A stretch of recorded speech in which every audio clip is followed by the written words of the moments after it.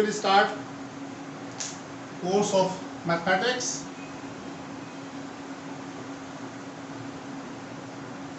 For class 10.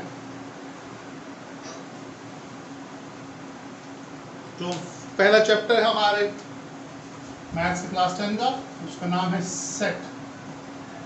हम यहीं से अपनी बात का आगाज करेंगे। और पिछले 3-4 साल से आप लोग सेट के बारे में पढ़ने चले आ रहे हैं।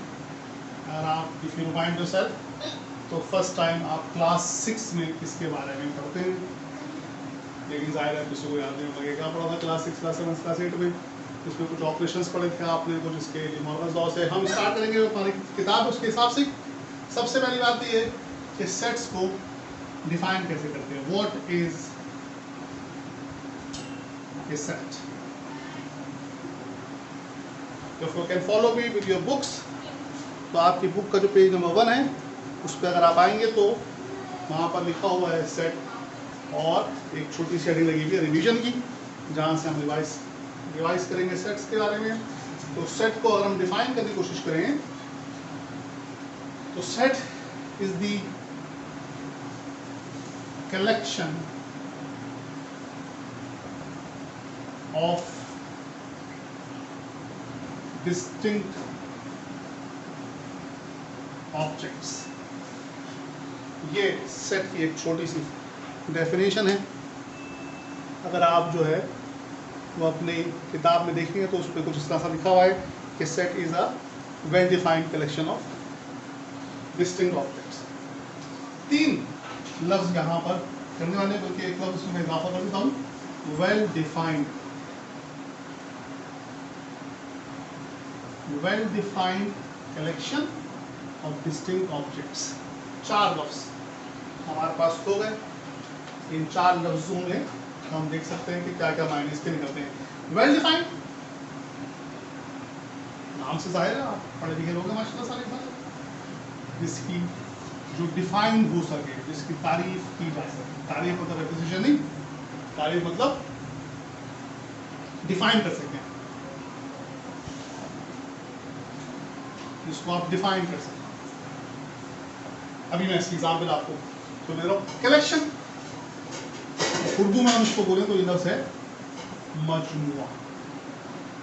पहले जब हम कलेक्शन कर रहे हैं तो there will be more than one thing, more than one thing होगी जब भी वो कलेक्शन रहेगी। डिस्टिंक्ट, जिसको अलग अलग किया जा सके, बिल्कुल अलग अलग हम कर सकें। और ऑब्जेक्ट कहीं पर भी हम इस्तेमाल करते हैं तो उसका मीनिंग जो है वो अशिया के मीनिंग में इस्तेमाल होता है। अशिया मतलब चीज़ें, शय। ये सेट की डेफिनेशन के 4 लफ्ज़ हैं। अब अगर हम अपनी डेली लाइफ में देखें तो हम देखते हैं ज्वेलरी सेट, सब देखते हैं ना, ज्वेलरी सेट के बारे में सबको पता है। सेट का लफ्ज़ आया ना, इट मीन्स कि कुछ ऐसे ऑब्जेक्ट्स हैं जिन्होंने मिलकर एक सेट बनाया। जैसे कि अगर आमतौर पर हम ज्वेलरी सेट की बात करें तो jewellery set is the collection of earrings, a necklace, a ring.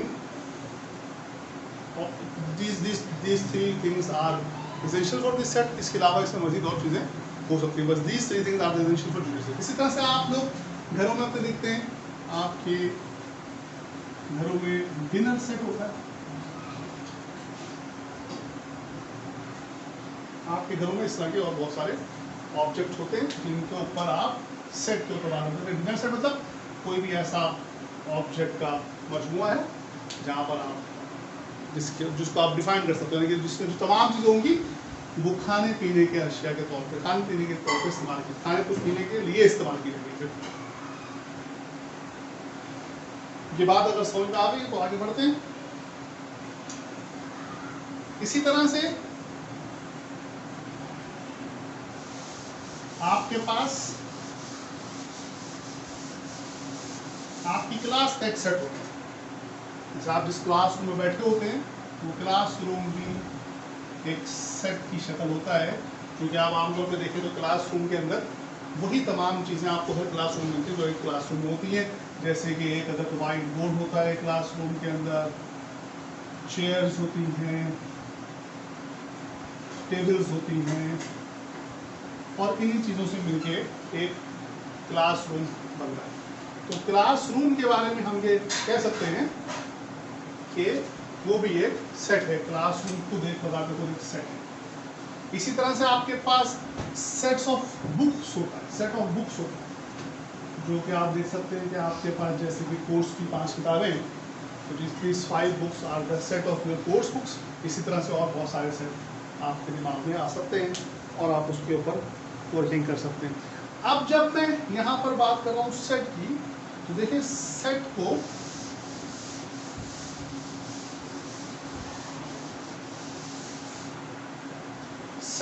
जो लिखने का तरीका है उसको कहते हैं नोटेशन। क्या इस्तेमाल कर रहा हूँ मैं? नोटेशन। अगर आप अपनी बुक का पेज पलटें, पेज नंबर 2 पे आए, तो आपको ऊपर यहाँ पर पेज नजर आएगी, लिखिएगा नोटेशन। नोटेशन मीन्स सेट लिखने का तरीका। अच्छा, सेट लिखने के तरीके से पहले 2-3 बातें आप इसमें ध्यान में रख लीजिएगा। बिफोर दैट हम नोटेशन के ऊपर आए, 2 बातें मैं आपको बता के आगे बढ़ जाऊँ। एक बात तो ये कि जब हम सेट कोई भी लिखते हैं, जब कोई भी हम सेट लिखते हैं तो हम एक खास किस्म का ब्रैकेट इस्तेमाल करते हैं इस सेट को लिखने के लिए। वो ब्रैकेट ये वाला ब्रैकेट होता है। अब इस ब्रैकेट के बहुत सारे नाम लोग लेते हैं, जैसे कि कर्ली ब्रैकेट, जैसे कि फ्लावर ब्रैकेट। लेकिन आई टेल यू व्हाट, कि इन ब्रैकेट का नाम होता है ब्रेसिस। क्या मैंने कहा? BRACES, braces. इस ब्रैकेट का नाम होता है। इस ब्रैकेट में किसी भी सेट को लिखा जाता है। जब हम एक सेट लिखते हैं तो ये ब्रैकेट का स्टार्ट है बताता है यहाँ से सेट शुरू हो रहा है, और ब्रैकेट का एंड बताता है यहाँ पर ब्रैकेट का सेट खत्म हो रहा है। और इसके अंदर जो कुछ लिखा होता है वो सेट के एलिमेंट्स होते हैं। क्या होते हैं? एलिमेंट्स या मेंबर, और उर्दू में बोले तो रुकन। किसी भी सेट का कोई एक रुकन हो सकता है, और इन रुकन को अलग करने के लिए हम एक सेपरेटर इस्तेमाल करते हैं जो होता है कॉमा।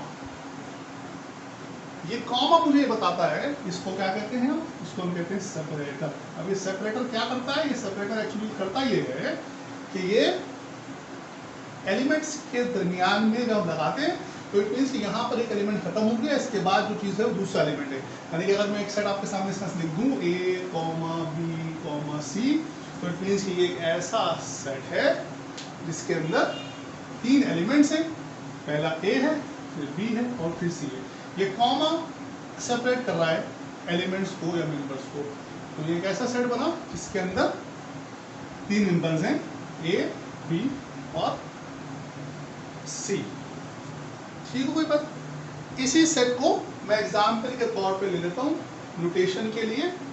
ये बात क्लियर हो गई होगी, एलिमेंट्स क्या है और मेंबर्स क्या है। इसमें आप मजीद, इसमें जो आपके पास रिवीजन है आपकी बुक के अंदर, इसमें आप पढ़ सकते हैं। कोई अगर कंफ्यूजन हो तो आप आगे मुझसे पूछ सकते हैं। नोटेशन की अगर हम बात कर रहे हैं, जैसे कि मैंने एक सेट को लिखा,